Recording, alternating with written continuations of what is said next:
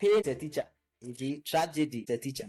Sometimes some people will not learn because they've not gone through the meal. When you go through some things in life, you begin to ask deeper questions. You see, young people are now starting life. They see me in a mirror of what they desire. That clarity, that courage, that strategy, maybe the prayerful life principle. So when they look at you, they see a reflection of what they can become, and they are drawn to that vision. When we talk of the youth and the generation, is that they are also distracted by entertainment. The world is moving very fast. There has to be wisdom, there has to be value, and there has to be velocity. There's divine intelligence, and there's human intelligence. And now you have artificial intelligence. Where the world has reached, the human brain is not enough. Wisdom, value, and velocity. Wisdom is the principle. Value, your skill set, your mindset, all that you have that add velocity. But value without velocity cannot manifest. It will not even make you return. Welcome to another episode of the King Obed Podcast. Today on the episode, I have with me a man whose influence spans across the continent. He is a prophetic voice, a leadership coach, a business and government advisor, and a thought leader as well. This man has spent his years training leaders and raising the next generation of leaders. When I chanced on one of his videos on TikTok, I said, yes, I need to get this man on board. And definitely the man is on the King Obed Podcast today. He is Prophet Prakash Pyne. We are going to delve deeper into the issues of business, into the issues of collaboration, partnership, mentorship, leadership, and anything that he has delved deeper into it. Welcome to the King Obed Podcast, Prophet Prakash. Thank you. I see you are doing a wonderful job, and you are interviewing a number of people that's bringing a lot of knowledge, wisdom to the audience and to the world at large. So keep up the good works. Great. And we are also happy to have you on the King Obed Podcast. When you gave me your word that you're going to come on the show, I was like, is it a dream or reality? And finally, you are here for us to have this intriguing conversation. So thank you very much. You're welcome. Great. So let's start it this way. Now, I've seen a lot of youth, I've seen a lot of people following your work on TikTok, Instagram, Facebook, and all. And I've seen the conferences you're organizing for these youth and all. Now, when I see this space, I see that many youth, both in the universities and among young professionals, are rallying around your vision. What do you think draws them to your vision? You see, young people are now starting life. So when they look at people, they are looking at people they desire. Young people can see me as a mirror. They see me in a mirror of what they desire. That clarity, that courage, that strategy, maybe the prayerful life, the principle. So when they look at you, they see a reflection of what they can become, and they are drawn to that vision. There are thousands of people. So when you see people gravitating towards somebody, it means there's something in that person, and there's also something in the person drawing them. So it is just like greatness attracts greatness. Put it that way. There's something in them. That's why they also are drawn to you. You see that people are hungry for what you carry. Yeah. You see, I don't just preach dreams. There are a lot of preachers. They give people positive. I provide frameworks that will connect your faith with your finance. That will connect your wisdom with an opportunity. So it becomes more practical. The generation we are in, this is a generation of practicality. This is a generation of movers and shakers. You look across the world, see what happened in Nepal. The youth overthrew the government in 24 hours because they had shut down social media. They had shut down the internet. And the people with all the corruption that is going on, once you shut that thing up, within 24 hours, they revolted. Thousands of people died. They didn't care. So this generation is a generation that wants practicality, that wants results. The Gen Z are not aloof. So if they see a man and they see several preachers especially, they can tell this person is a serious person. Wow. And that's one of the main reasons why great leaders are also found around your works. And you also within your circle as well, where you're able to connect. I've seen you with the McDowns of Ghana and moving along with the big men. I'll put it in that way. How do you explain this mutual connection? How are you able to connect with them? Number one, God. God orders our steps. God said, I'll bring you before Caesar. God says, arise and shine, for your light has come, and the glory of God has risen upon you. Kings and queens will come to your rising of your brightness. So there is the God factor. Because God has a will and God has a plan and God has a purpose, He orders the steps of how we meet people. And that's number one. Number two is value.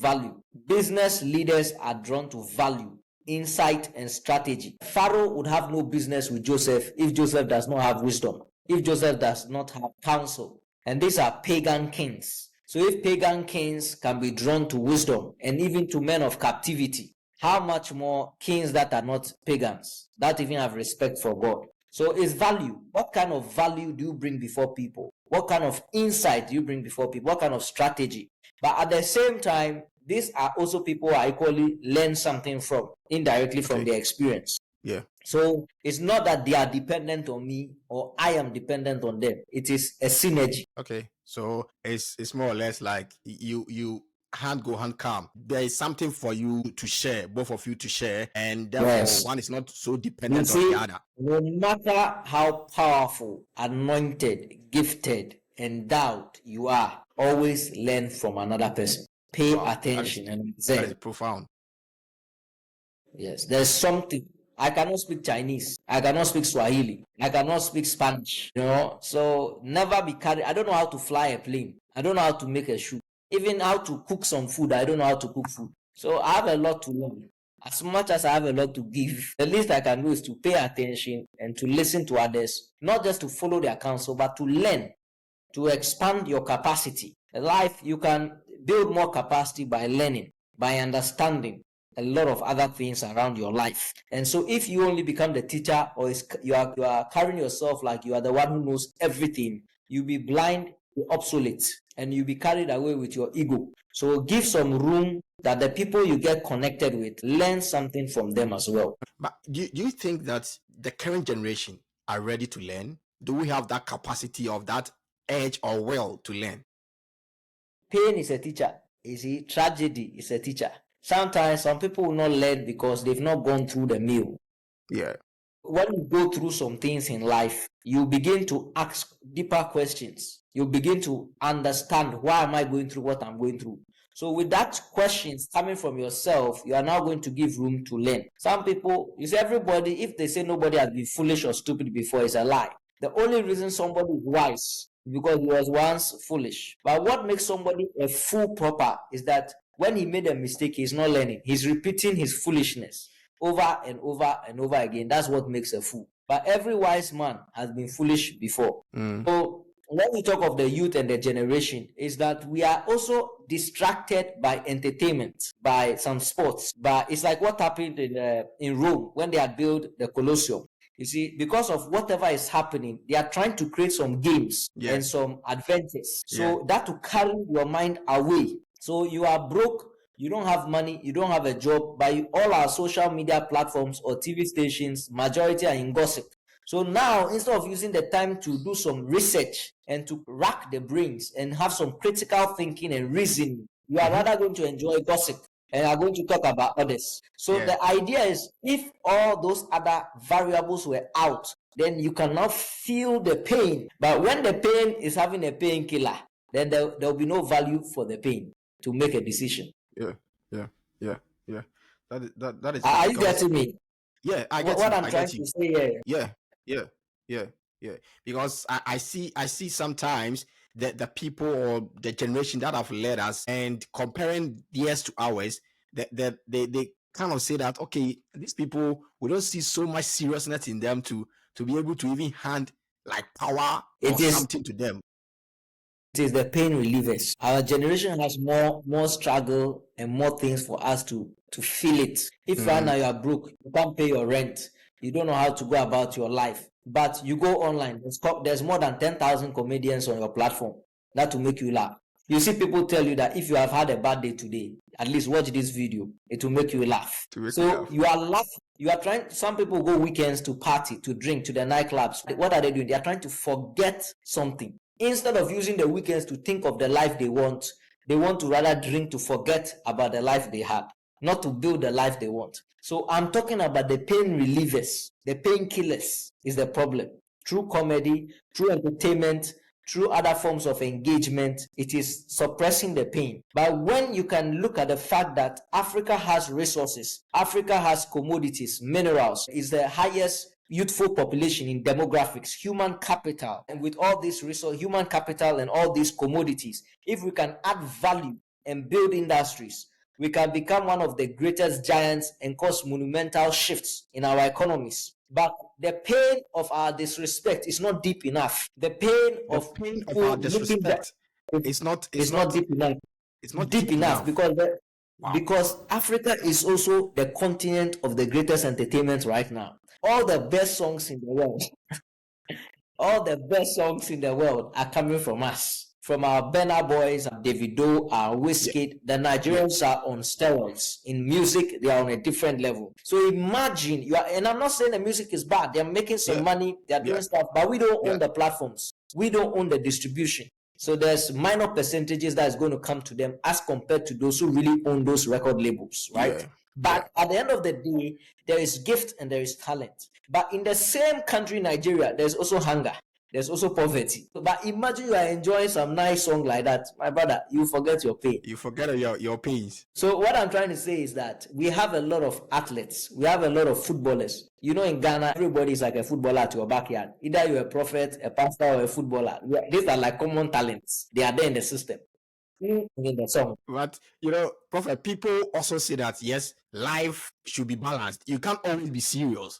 And the fact that is why if I had this, you know, pain and everything, you also need to get something. Have you seen that stress and pain? That is where the problem is. You see, that mindset you are talking about, it is you are a product of the system. Yes. Lee Kuan Yew of Singapore. You look at Zipping of China. Do you see these guys laughing? There are no jokes in the world. How many times do you see them laughing? And these are guys with nuclear powers. They built monumental economies. They've raised multi-billionaires and millionaires. And they are continuously taking global decisions and alliances that will transform their generations and upon generations. We have more of the Hezekiahs in our time. When Hezekiah was told of a problem ahead of time, he said, "What is the matter? At the end of the day, it will not happen in my time." So we have people who think of today without thinking of tomorrow. They are not generational. So they are not generational thinkers or doers. So how are they going to become fathers of nations? Let's take Dubai, the Emiratis, 7 Emirates. They had to collaborate and put away their competition and see their difference, that you are having oil, I am having legislation, I have this. Let's join forces. You become the prime minister, I become the president. Let's transform our economy. And they are building their structures in a way that can last 500 years, 700 years. So they are thinking of generations, their infrastructure and their systems. We, on the other hand, the way we even create our systems and our infrastructure, even our roads cannot last 4 years. So what we are doing is a temporal management. You know, when you have a sickness, instead of you to take the way to throw away the sickness, if you take painkillers, you are not solving the problem. Africa has a lot of painkillers and pain relievers. So our economy can be in debt, but we'll do some nice football game to clean the matter. You know, even I tell you what, even if we are going to have a bomb that is supposed to blast in 10 days, they'll find a way to entertain you. You know that out of the building in 10 days. We have a serious problem. Every youth and every young man right now should understand the value of their life, the value of their time, should have a determination and a drive, a brainstorm, reasoning, faculty, at least use some percentage of the brain. We know all of us, we are not using our brain. But now we are trying to entertain ourselves on top. We need to use it to see how we can get out of these complexes, these limitations, and have a major breakthrough. But so I think that it's not really that the generation is not ready. It's just that we have too many painkillers on the table. Wow. Interesting. Too many painkillers, and so we take them and then we forget that there's no pain. But later, see how you're telling me that life must be balanced. You know, but look at Moses. When they were bringing the people out of captivity, see the focus Moses had. See the guy's determination. You look at any country that has transformation. Show me how many of these leaders do you see them showing you their teeth? Show me. Interesting. Yes. How many times have you seen Al Maktoum laugh with his teeth out? I mean, the man, by the grace of God, with his focus, his vision, and what he wants to transform his country into is something else. So I'm trying to say, let's put the jokes aside. Let's put the comedy aside. Let's put our unseriousness aside and let's become more focus driven, purposeful, meaningful. And when you have built the economy, then you can laugh. Don't try and celebrate your birthday. Let us rather celebrate our achievements. Okay.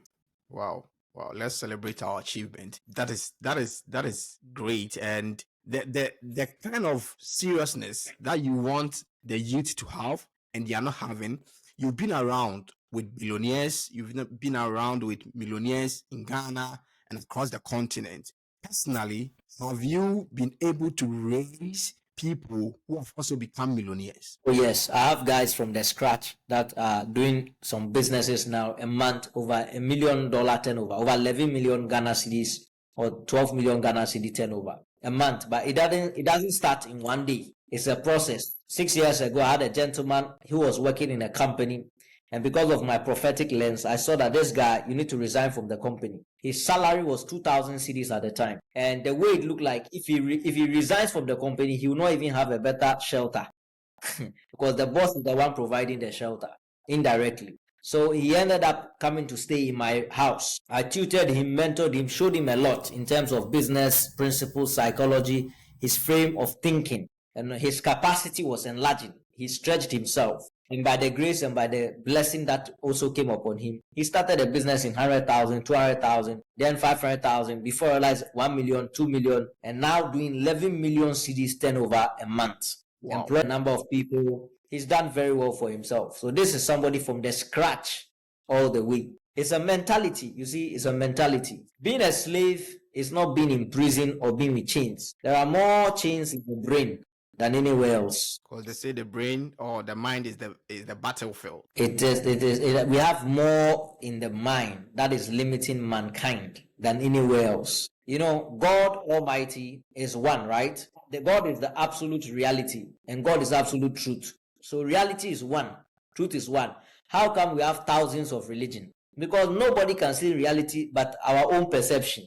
So if God, who is the ultimate reality, everybody has his own version, then really in our life, what is limiting everybody is the way we think, because we can't see. And therefore, we need to all humble ourselves and dialogue among ourselves, to collaborate among ourselves, to put the bits and pieces together, connect the dots, and solve the puzzles. But our ego, our pride, our power, and our skill and gift and some riches can blind us and limit us. So the thing about the mind is that we need to humble ourselves. We need to humble ourselves. To see clear, you need to humble yourself. How humility is not being a coward or being arrogant or go and hide in some corner. Yeah. Humility means be patient enough to see well. Wow. Wow. From where you sit, you think that trait is missing from the generation? Oh, I mean, results speak for themselves. If you look at it's not this generation alone, several generations. Look at the results around us.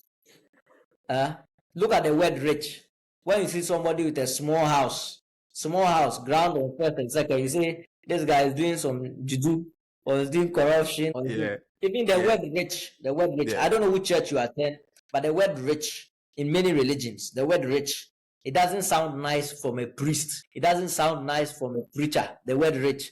But you go into your Bible, the direct text, it says, let the poor say, I am rich. Let the weak say, I am strong. And let the poor say, I am rich, not I am. Imagine you have gathered 50,000 people and everybody is coming to say, I am rich. I am rich.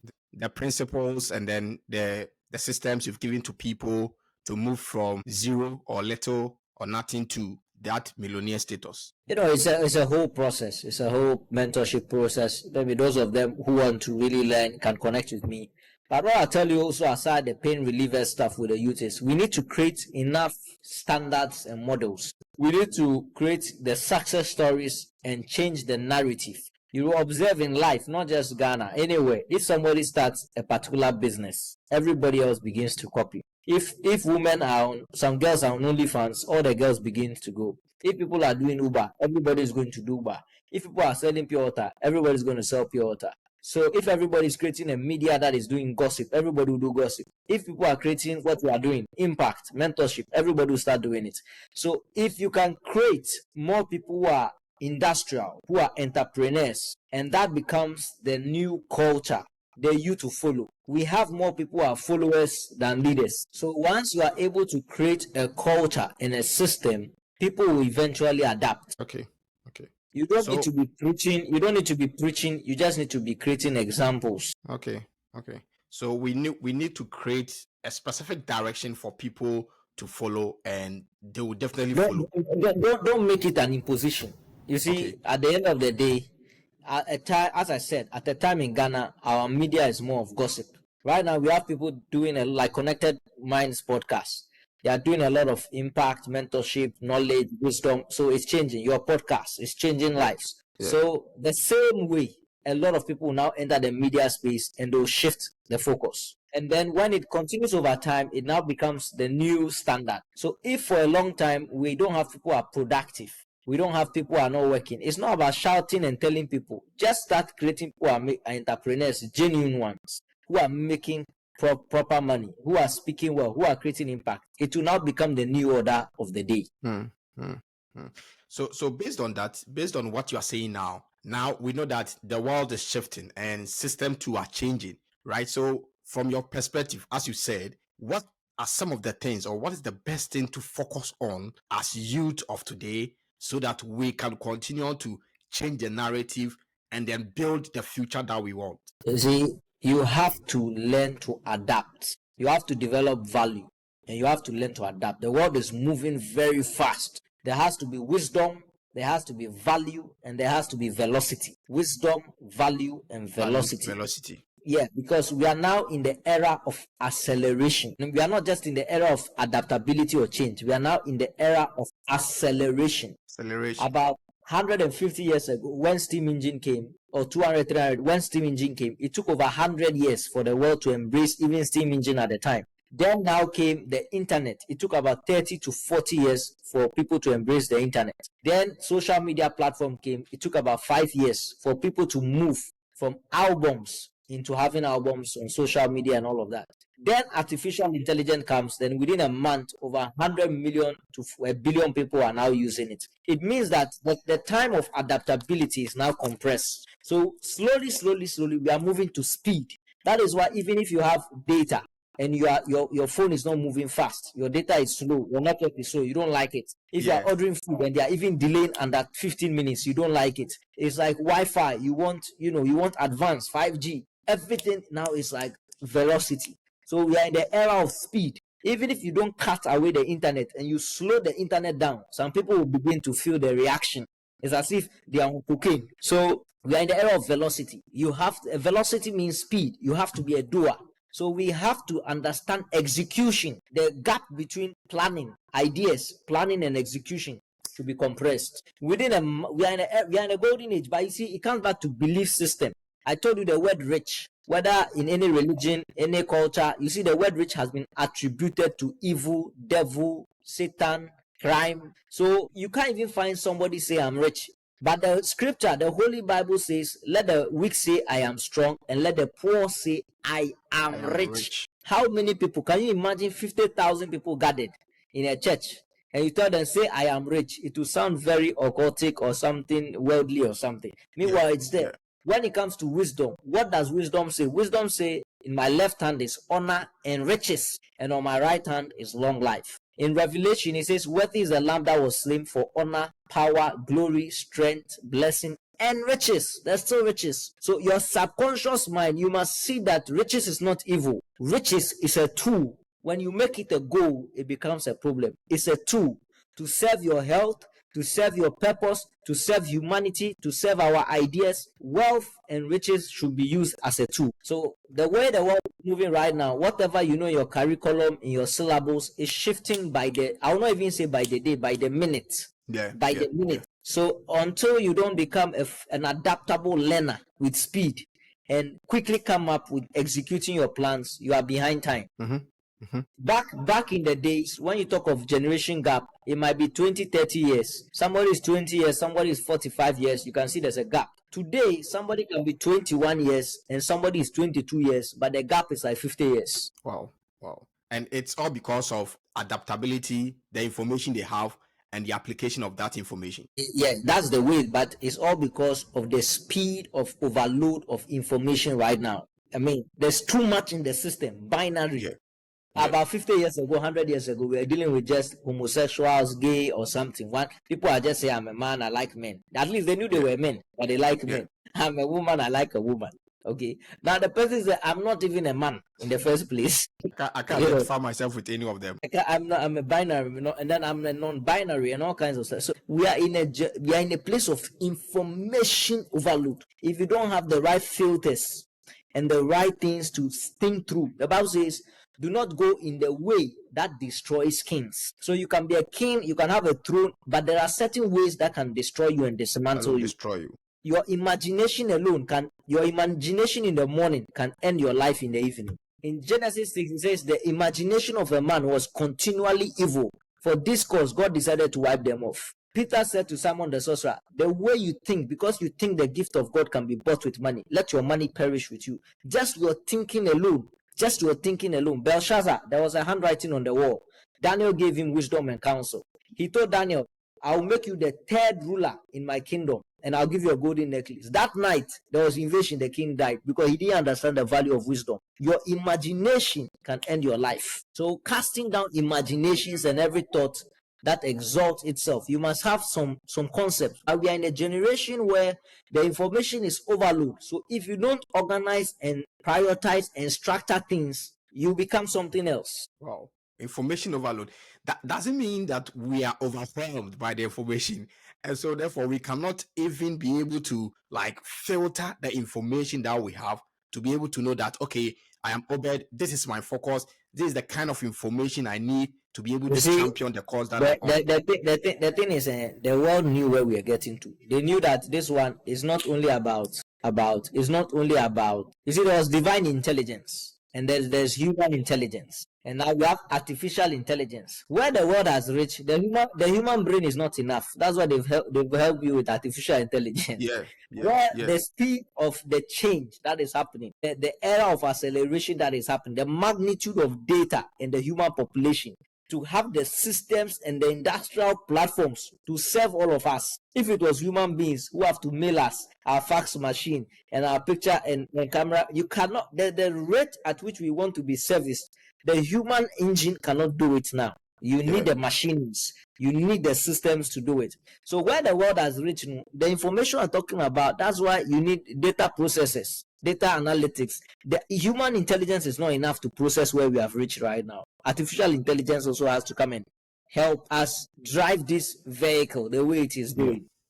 Because the information right now, if I tell you the number of philosophies and concepts that are in the world, where do you have the time, Obed, to go through all of this in your life cycle? You rather need a system that can at least narrow it down for you. Wow. Look at the world we're in. At first, if you want, say, a Coca-Cola, or you want to buy a house, or you want to buy an helicopter, you have to go out, talk to 1 billion people, 100 people to tell them what you want. Now, as you are talking to me about helicopter, you leave me right now. When you go to your phone, Google is already telling you there's an helicopter for sale in China for $300,000. You know, the speed, my brother, the speed. You are now going to process this video and this content. Somebody is already selling you what we are talking about. So as you are thinking, you are preparing, somebody has already taken the lead. The world is moving. Right now, China is doing brain implant.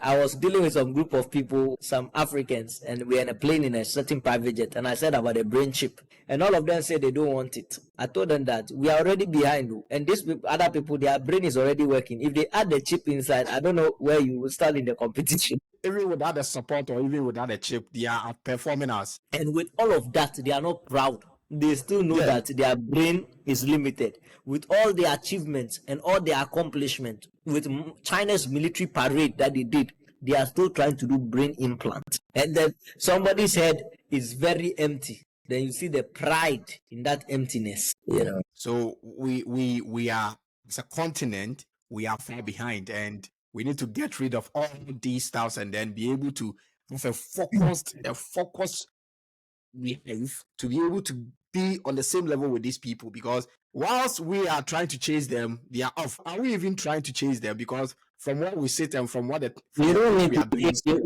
need to. You see, it's about learning how to negotiate, learning how to connect, having the right dialogues. What you want to take something from me, Me too, I want to take something from you. So let's come in some understanding and agreements. Wow. Wow. Look at Wow. my friend Anakwame Bediako. Yeah. Just look at, I Yeah. mean, he can live anywhere in the world. He has the capacity, he has the exposure, he has the not like you go and live there with his multi-million status alone. No, he has the network. And some people will live abroad and do not have friends. They will be there alone. Loneliness will kill them with their money. But he has built the capacity, the network, and the exposure to live anywhere in the world. I'm telling you, he will live very fulfilled. But he has still chose his own country, to develop his own country, to stand for his own country, to see. And he has the best of cars, the best of life, the best of food, the best of anything. Already within the real estate sector, I can assure you, many young developers who are having skyscrapers and doing monumental changes today have all gained their inspiration, courage, and confidence from him. That a Ghanaian, a black, an African has been able to do this. We can also do this. They are not just relying that the foreigners alone will be. But aside all of that, he is still not carried away by that. He's not talking about industrialization. He's looking at how you can add value to the commodities, to the raw materials, to transform the economy, and can even put his own money as an independent candidate. In the history of Ghana, 20 years plus, nobody anywhere with 20 years that you don't have any political experience, no political background, no political backing, come in one time and come as the number 3, and then dwarf all the other competitors or candidates and Yeah. everybody Yeah. against two major political parties. Do you know the limitation? Do you know the structure? Do you know the hurdles? Do you know the obstacle? From January all the way to December, the number of challenges you face without that history, without that track record, without that experience. But to go on and on, if you don't have some capacity, some vision, some conviction, some drive. But you see, he can afford anything. However, instead of just affording anything, he has a goal and a purpose and a vision. He's not carried away by his comfort or his pleasure or his fame or his achievement or the luxury he has. His soul has transcended that. And that is what the average African should also inhabit, should also have an ignition, not just an inspiration. It should not just inspire you, it should ignite you, it should wake you up.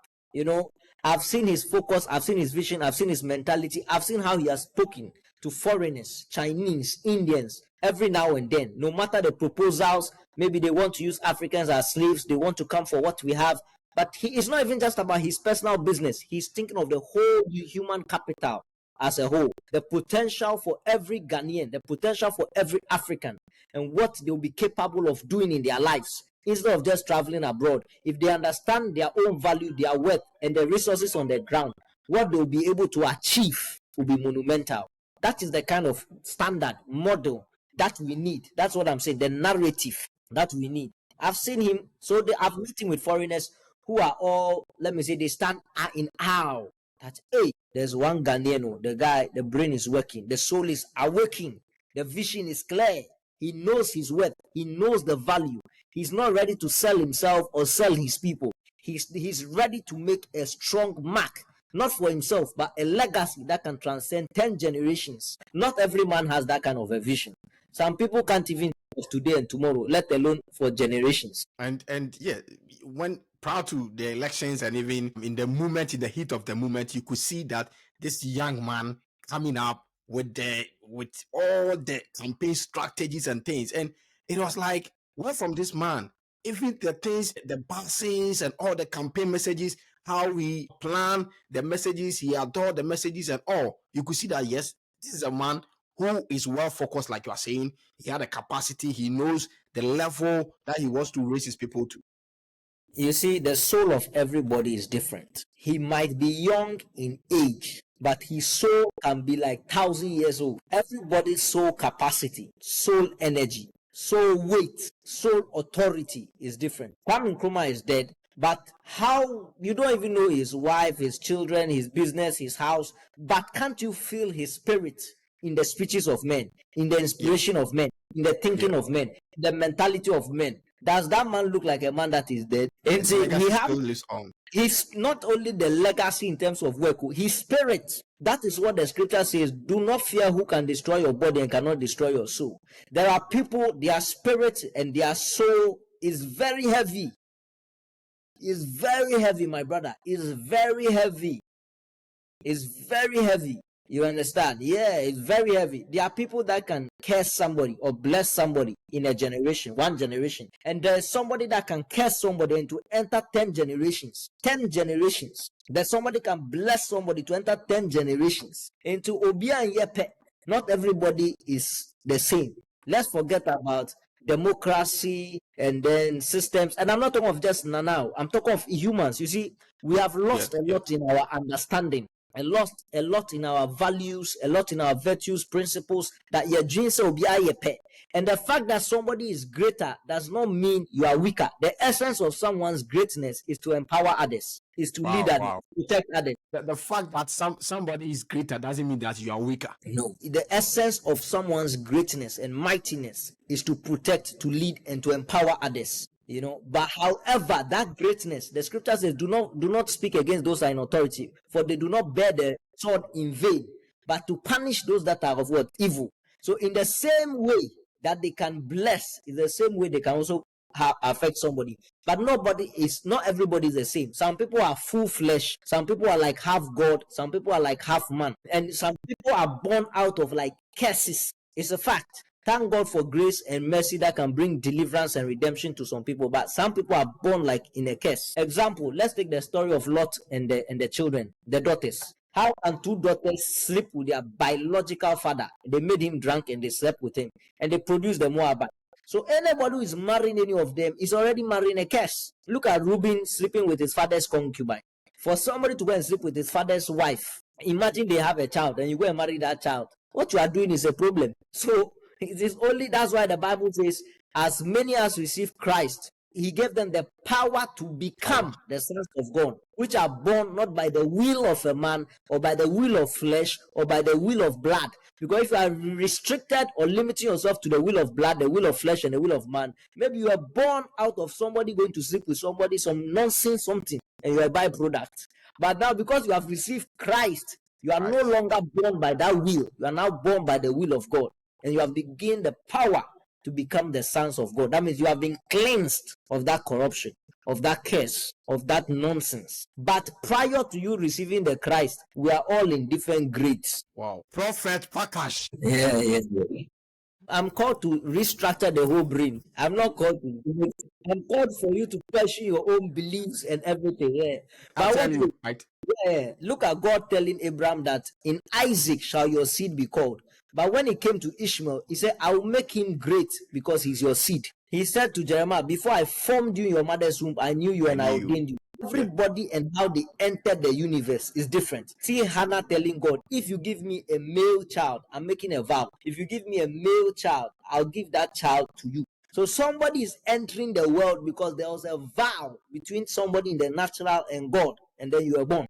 Somebody too is born because somebody went to sleep with somebody's father's wife, and then they also get into Obia and Yepe. It's not about just Christianity. I'm talking of concepts. Christianity is, what is Christianity, or what is the revelation? Is that Christianity would say it's like a higher grade of the depth of the light. That's why in our own text they can say that in time past there were this, there was that, there was this, but now Christ is the express image of the invisible God. It does not mean that there are not other images or there are not other concepts that does not depict the God, because this universe have been there for billions of years. The human civilization, another hundreds of thousands, 70,000 years. So you can't tell me that before this came there was nothing.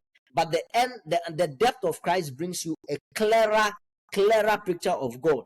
So when you understand even other religious stuff and other civilizations, other history and culture, it's not a new concept that some people were different. If you go into Greek mythology, Egyptian mythology, ancient systems, Asian systems as well, they all knew that they are not the same. Some people are like the gods. Look at King Alexander. The guy was born. He wanted to conquer Greece. And he said his father conquered Greece. And what would he be left to conquer? And the mother, he was afraid. He didn't know what he can achieve. And the mother said, you are not just the son of your father. You are the son of a God. You are a half God and a half man. That concept they put in the boy's brain. The guy was ready to conquer the world. This is a deeper revelation. Look at Ishmael. Ishmael was in the desert with the mother Hagar. When they were crying, an angel of the Lord said, God said they've made the boy a great nation, not a great man, a great nation. Great Go and nation. read the great lineage of Ishmael, the Ishmaelites, the immediate lineage. That means his children. They call them the princes with their castles. They built castles, and the 12 tribes, the 12 princes of Ishmael. It means that he had convinced himself that he's a king, and every son is not a son but is a prince. And they did not live in tents, they built castles. Meanwhile, the Isaac generation and the Jacob were still living in tents. The idea of tent is the word temporal. The idea of castle is the word fort, establishment, ownership.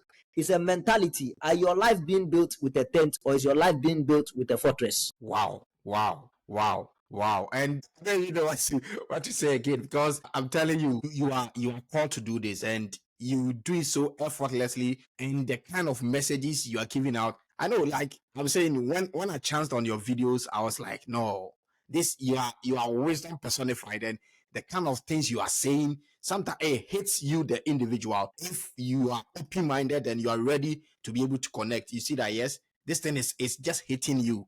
And so you are opening our minds, you're opening our brains to be able to think forth, to be able to connect well with ourselves. And you've given us different dimensions of people and how we can, all come together, connect, and make sure that I think one of our problems is that we do not, kind of recognize some of these things and then pay attention to some of them. There are people, like for instance, we're using Anakwame. When Anakwame rose that, yes, I'm here. People are saying, Master, when did you come? When we are done with those boys, then you come in. He still relentlessly, he came into the game, the brand, which has left an imprint in the minds of young ones who still carry that vision. And there are still people who say that no matter how many times you come on this ballot paper, we are still going to give our thumb to you because we know that you are the man who carries that vision of our country. He's a breed with different wiring. He's a humanitarian. I've seen him respect people, very selfless. He has friends who are blind. Not like he's doing philanthropy to some blind orphanage. They are his friends. They come to his house. They have lunch with him. He has friends who are crippled. He has friends who are on wheelchair.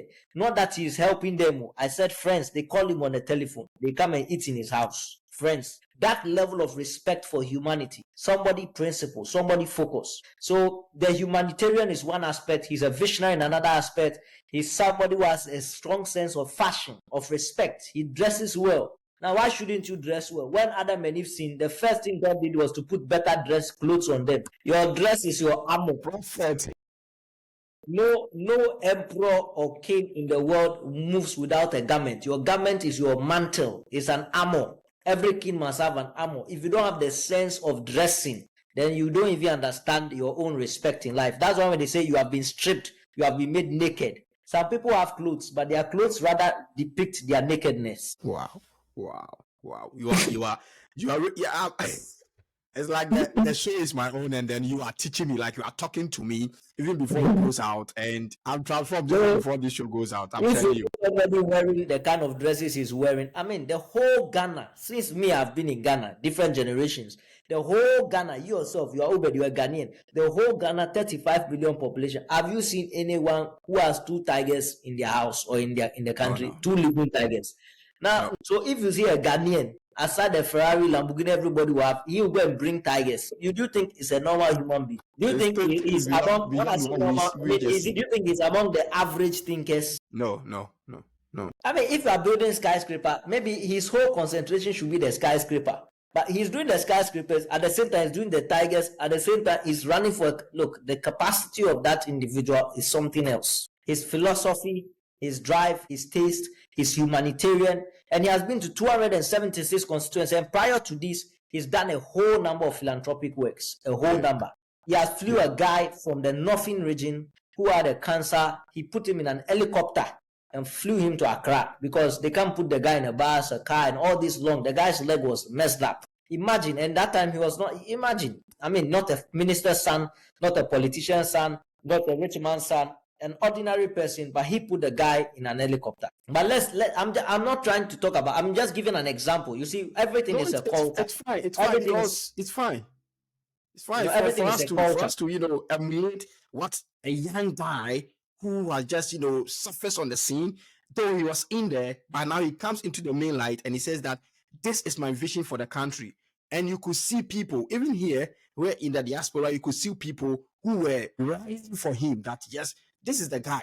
Let's forget about these two main political parties. They've been in the system for so long, they've just been playing around with us. Now, this is a guy who comes and then he's even putting these two political parties on their toes. Now he's setting, look at how he structured his campaign, the unveiling, the messages, the campaign strategies and all. You could see that, yes, it's not just, he didn't just come into the space just to add up to the numbers.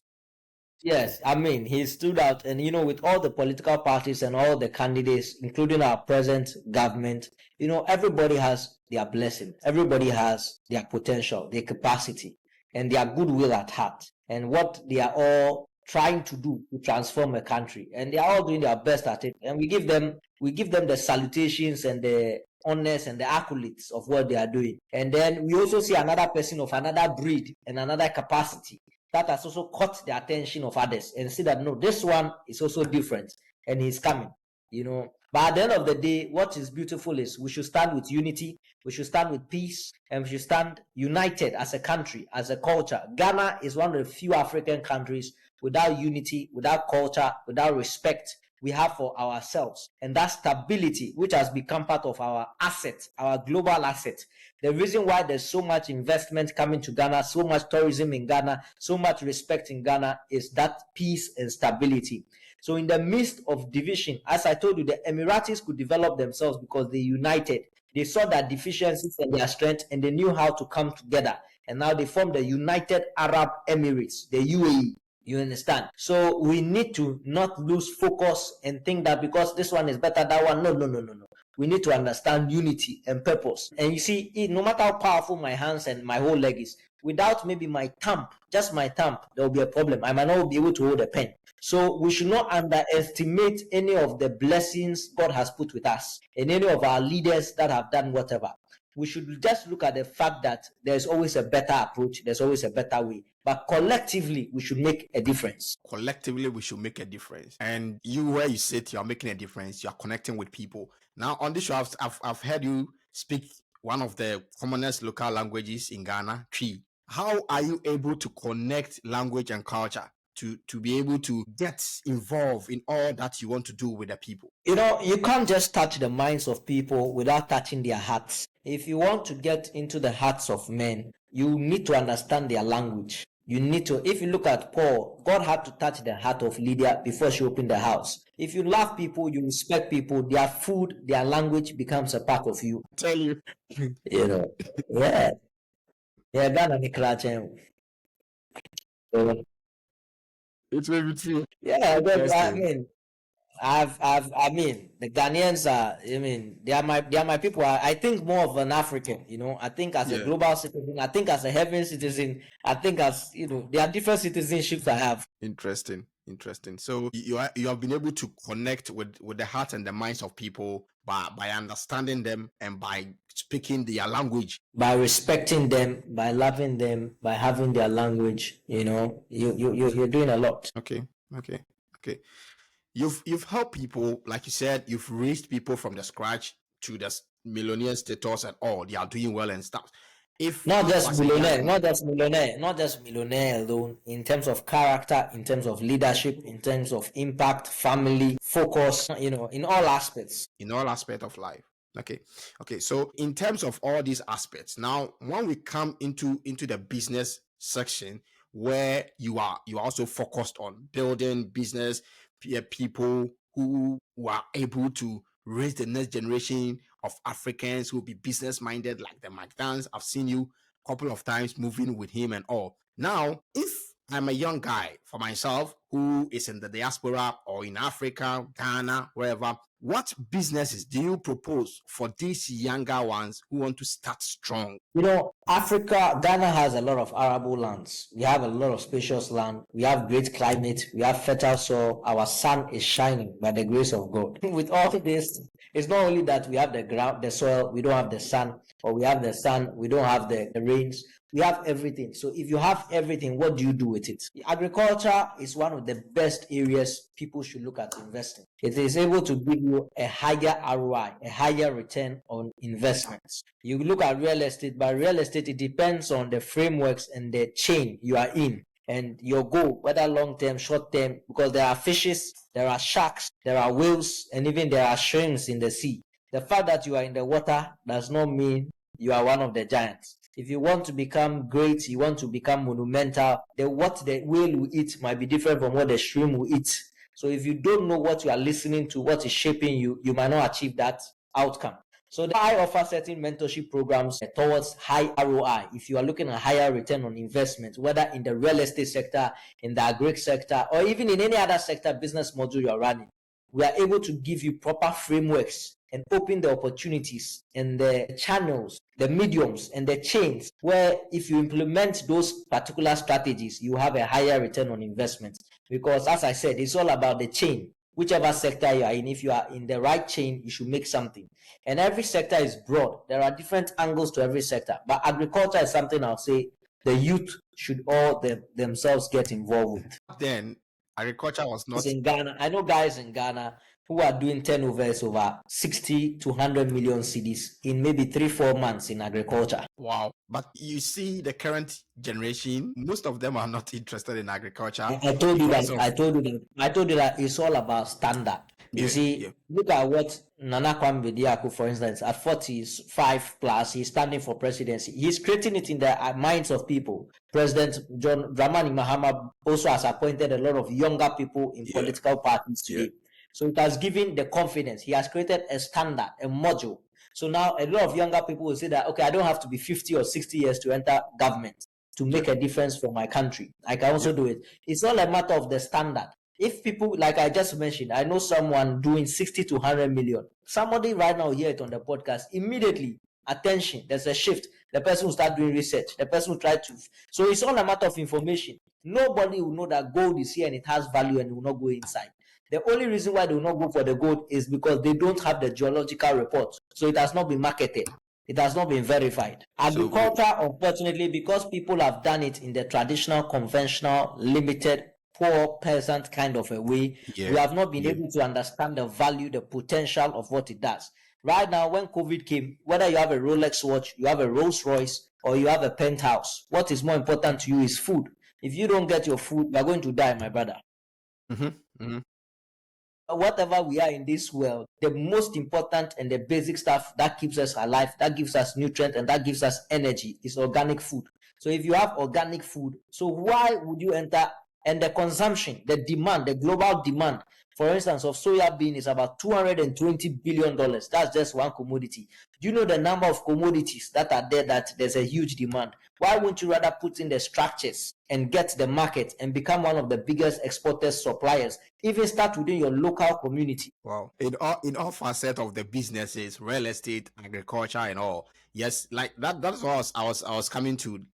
Agriculture of the past or the traditional way of doing the agriculture was not so pleasant to the current generation. So most of them, even who had their fathers and mothers as agric people, decided to move away because what they saw was not so good to their eyes. But like you're saying, it's all about what you see and then the value you put on what you are seeing. You see, when real estate started in Ghana, for instance, we saw houses and bungalows one day. Then somebody stands up one day and changed the style. Created not hotels, but hotel apartments. When everybody saw that it's good, everybody changed their practice. They also started doing luxury apartments. So the same way we have something called luxury apartments and affordable apartments, there's something also called high practice agriculture, mechanized farming. There's something called affordable farming. Cutlass. So it's all a matter of who creates the standard. Irrigation. There was a time where you have to do with the rains. Now we have bowls. People are controlling the irrigation system. We have a lot of greenhouse. We have a lot of green. There are people, I don't want to give you the numbers, but I'm telling you, astronomical, exponential growth, monumental, gigantic. The kind of ROI agriculture can do, especially if you know what you're about and what commodity to enter. It's not the one that you just see generally, but if you know exactly what to do, people are making over 500%, 600%. Wow. Sometimes I always say that the foreigners understand the value of our resources and our economy better than us. So they know what they come here and extract in the villages, in the outskirts. Whilst we are busy in Accra, they are taking everything and they are going away. Maybe it's a matter of you are sitting on acres of diamond. You sit on something and you don't know the value of it. And somebody you be chasing something that is farther away from you. and somebody comes But and you takes it, see, and the difference is that because the person, what they are extracting, they are not thinking of a long-term establishment here or a legacy here. They don't mind, not all of them, some of them will not mind destroying to get what they want. And he said, and because the guy doesn't think of marrying the lady or committing the lady, he can just, for his pleasure, do whatever. So somebody sees a flower, because you don't have a plan for the flower, you don't mind tearing it apart. See our water bodies. See the Galamsey site. Yes, there is gold, but just because you want the gold, you have destroyed the water. Just because you want the gold, children have died. There's a lot of infections, deformities, mess up. Just because you want the gold, brothers are killing brothers. People are selling any land, anything. Shootings are going on just because you want something. So that's where there's goals, but there's no character, there's no principle. And as I said, that is what when you allow a stranger, so it becomes like theft when you allow invaders. But when you allow people to come into your place, let them come into your place with respect. Now, what about me fear? Them. Now, Wafa, you've passed the whole work with them. Yeah. So you need to show the respect. It's not like don't come into the country, but let's define the terms. Let's have better agreements, and let's have better establishments, and let's have a better way of extracting things, because the gold is definitely there to be extracted, to be refined, and all other resources. But if we let people come in who don't have a long-term plan with us, they are going to treat you more like a harlot. Wow. Now, in terms of business, influence, opportunities, credibility, adding value to ourselves, you talk about the invention of the internet, what is added, and then the loss of information and the rate at which the world is going. How can we, as a generation, use social media to build, one, influence, two, credibility, and three, maximize opportunities? Hey, the world right now is a global village. People connect. I just posted a post about Majid Michel. He's one of my very good friends, and more like a brother. It was his birthday yesterday, and just a happy birthday post. The post is already gone over 60,000 views. You can go and check it on my Instagram. 60,000 views. Yeah, yesterday and I checked. Yeah. You saw it, yeah. I mean, he's a legend, and he's been a big blessing to my life. I mean, Majid Michel is a non-negotiable. His generation, his descendants, and everybody's not. You see, when I have a covenant with somebody, I don't have a covenant with you. I have a covenant with your bloodline. Wow. It transcends. Yeah. It transcends into generations. That is how emperors and kings and prophets deal. Their souls are heavy. A human being and one life is too small for just to connect. It goes into bloodlines. You are too much. So, but I'm just saying, social media, it goes into 60,000. So the world is connecting. It's a global village. Social media, TikTok. How did you reach out to me? Is it not TikTok? If there was no social media, you wouldn't have reached out to me. So we need to understand how to leverage this new platform, this new currency, and this new machinery, this new velocity of how to make things happen. Back in the days, you need introduction by someone. Today, the introduction vehicle has changed. Your own content can introduce yourself, so these platforms can be used for not just entertainment, not just to dance, but to sell, to produce, to sell, to produce, to monetize, to commercialize, to have products and services across the world. Gone are the days where people only go for syllables from a professor in an accredited university. Now people are subscribing to short courses because the world is moving fast. So people are selling programs online. People are selling clothes online. People are selling food online. Fast delivery. The internet is not just there. People are having entertainment videos. YouTube are paying them. Facebook is paying them. There's a lot going on. People are sharing gifts. So if you are on the internet today, learn to be a producer, not just a consumer. How much are you consuming and how much are you producing? As I'm here online, I'm producing. I can assure you that this video would not be for free. Everything you do, it has a ripple effect. It has fruitfulness. It has a leverage. As I'm doing this, somewhere along the line, if somebody is serious and watches my video for over an hour and the person wants to do a major investment, the person will have to call me. Definitely, they would have to call me. It's natural. So there will be something else that will come out of this session. Wow. And today we go on the social media and then we are only interested in posting our pictures. When you take slaves or people out of prison, they will not know what to do. It's like taking a bird out of a cage. It will not know how to fly. Yeah. We as Africans have to learn how to produce everything, how to create our own platforms, and how to celebrate ourselves, how to encourage ourselves. Look at the Jews, they are united. The Lebanese, they are united. The Indians, they are united. But when it comes to the Africans, they are fighting themselves. Their nakedness story, they don't know how to keep it within the family. Everybody will hear. Yeah. One brother is even jealous that the other brother is trying to make it. So I mean, there's a long way to go. But it's changing, it's shifting. As I said, everything comes with the standard, it comes with the stories, it comes with religion can bring us together, churches can bring us together. But I'm just saying, until we don't learn to come together, we cannot move the machinery. The Jews are united, the Indians are united. There are many people across the world, they are united. The Arabs are united. We have to form clubs, alliances, and put ourselves together and connect your strength, my weakness, this, that, the deficiencies, and we shall move mountains. We shall be moving giants. What you are supposed to achieve in 1 year, you achieve it in 1 month. What you are supposed to achieve in 100 years, you achieve it in 10 years. That is called a monumental shift. Our being alive should not be wasted. Our being, the only better way to thank God with our life is to make the best out of it. But if you thank God every morning and you are not making any use of the life He has given to you, why are you even thanking Him? Interesting. Now, on the back of God, in all of these, where does the God factor come in when pursuing businesses, pursuing influence? God is the center of everything. God is the foundation of everything. God is the genesis of everything. God is a non-negotiable. God Almighty is a non-negotiable aspect in all of these things, because if you take the God factor out, you and artificial intelligence and robots, you are the same. God is the soul, the spirit. God is that driving factor, that intuitive, that clarity, that cognitive reality, that stability, that endurance, that resilience, that inspiration, that purpose, that will, that energy of God is what drives everything. If you take the God factor out, His ways out, His will out, His purpose out, you are just like some caricature. You are just some caricature.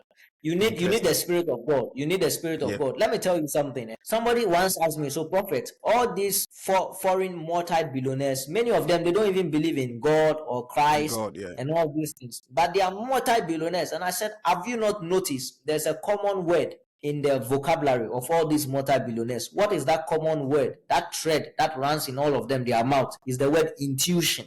My question to you is the word intuition. Most of these guys went to Ivy League schools, Harvard, all these other schools. That means they are somebody of high rationale. They are somebody who understands empirical evidence. But with all their rationale and their empirical evidence and their logic, they rather decided to create businesses and decisions out of their intuition. Yet nobody can prove intuition. We can't prove it in any science lab. That means that they decided to follow something of a higher consciousness driving their vision more so than logic. So the fact that you say they don't believe in God, but they are believing in an instrument, a vehicle through which God uses. Wow. You, in our religious language, you say vision, prophecy, revelation, direction. They are calling it intuition. They just take away the religious label around it. It does not mean they are not practicing the same thing. That is why sometimes I tell people that everybody believes in something, and like something. Let me tell you the other part. Even those who don't believe, even if you don't believe in God, God believes in you. How about that? Are you not His creation? Yes, the other way is true. Yeah, because maybe somebody can say Elon Musk doesn't believe in God. What about if God believes in him? Which one is greater? Which one is stronger? If God have decided to use somebody to go forward, God have used pagan kings, God have used unbelievers. God did not only use believers. He said He gives the kingdoms to whoever He wills, not whoever believes in Him. He will. So God's agenda and purpose, He can even use a stone, use a rabbit, use a hen, use a whale, use anything. But you are talking of human beings. Yes. Oh, wow. Yes. You are in fact you are giving a lot of information. You've given a lot of information on this platform. Yes, wrapping it up, and then we go into some of the books you've written, and then the things you are involved. You are involved in agriculture, you are involved in real estate, books, business consultations, mentorship, philanthropy, family, and all. How are you able to balance all of these? How am I able to balance all these things? It's capacity. You see, it's capacity. Every building you see has a foundation. If you have a solid foundation, you can add more and more floors to it. So it all comes to the depth of the foundation. The reason why I can handle a lot of things simultaneously, and not just projects and stuff, but dealing with human beings. Every human being is a different energy. There are some people, there can be 1,000 people in a certain auditorium, but they can be chickens. There's no weight in them. And there's somebody you can meet is just one person, but that one person is more than 50,000 people put together. So dealing with individuals alone, you need a strong spirit, you need a solid foundation, you need capacity, you need priority, you need principles. All these things shape your life. Managing your time, delegation, systems. As I'm here, there are a lot of people still working for me to manage the day, to manage the night, to manage the afternoon, dawn. There are people working across continents. So you have to put in systems, you have to put in timing, and you have to know how to carry yourself. Tell us about your book, The Queen's Code, and then the central themes surrounding them. And This is the Queen's Code, right? Yeah. Okay. Yeah. So the Queen's Code. This book is going to empower women. You know, some people look at the way I speak and they think, oh, prophet is a very wild, but you see, I'm empowering women at the end of the day. To bring them to the highest version, to bring them to a place they can think. Because there are 7 categories of women. There's the harlot, there's a concubine, concubines, wives, wife, queen, and then there's a goddess. Every single woman you meet, her consciousness is fluctuating or at one of these frequencies. This book will bring you to the highest frequency for you to fulfill God's purpose in your life. The Queen's Code is for the women. I have another book called The Wisdom of the Kings. It's ready. It's just that I've not brought it out. That one is another masterpiece. It's weighty. It carries the blueprint of great minds that have ever lived and how they've accomplished. Something that can open different faculties of your brain. And then I have a book on negotiation, the 90 laws of negotiation, the 90 indispensable laws of negotiation and influence. I have another book on network and influence, building relationships and stuff. If you want to get some of these books, you can just send me a message either on my TikTok, my Instagram, LinkedIn, Facebook, Instagram, TikTok, or even on YouTube. You can just write a comment. And once send me a DM, my office will definitely handle, and they'll get in touch. I know you respond so fast because how quickly you responded to my message, and they say let's connect. There is automation, and I have different filters. You know, it has a way. The world has moved. Yeah. Interested. Yes. So thank you very much for coming on the King Obed podcast. In fact, it's an honor for you to come here, spend over 1 hour of your precious time to share with us the knowledge, the wisdom, and all the strategies and principles to the audience and all to myself. I've really learned a lot from you, from building yourself as a person, getting into the vision, connecting, building platforms, and all the investment, the businesses, and all that you bring to bear. I'm really touched, and like I said, you've disrupted my mindset. So as a host and the people who also get hold of the video, I just wanted you to sum it up, everything that you've said, and anybody who gets hold of this video, so that the person will be charged to go and make the best for him or herself. Wisdom, value, and velocity. Wisdom is the principle. The fear of God is the beginning of wisdom. Understanding it is departing from evil. When you think of wisdom, think about God, and then through that a lot will come. Then value, your skill set, your mindset. What are you adding to yourself every day that to distinguish you or make you 10 times better or 1,000 times better? Now that you have that, add velocity, because value without velocity cannot manifest. It will not even make you returns. Velocity means that the implementation, the execution, the establishment, the manifestation matters. And however, maybe some of your audience or some people disagree with many of the things I've said. My brother, I can also learn something from you. So thank you. Sure. Thank you very much for your time. Like I said, that you've spent with us. We've learned a lot, and we will be looking ahead for this episode. And I know people will connect with you to build themselves up as we seek to, disrupt or bring out the best in people. So thank you very much for coming on the King Obed podcast. Welcome. Thank you, King Obed. Thank you. Bye. All right.